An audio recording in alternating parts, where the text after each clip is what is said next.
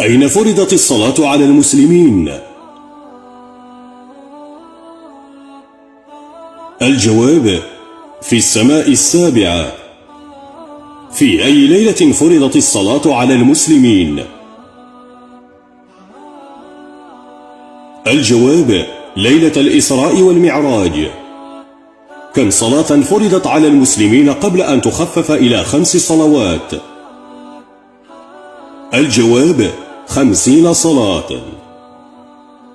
ما هي صلاة الأوابين؟ الجواب: صلاة الضحى.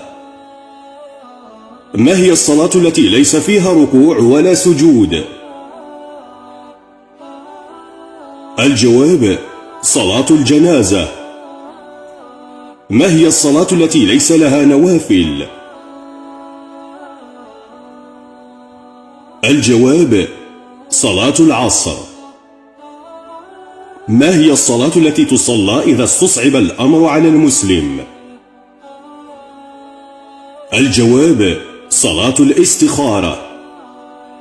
ما هي الصلاة التي تصلى في حالة عدم نزول المطر؟ الجواب: صلاة الاستسقاء. كم مرة تم ذكر الصلاة في القرآن الكريم؟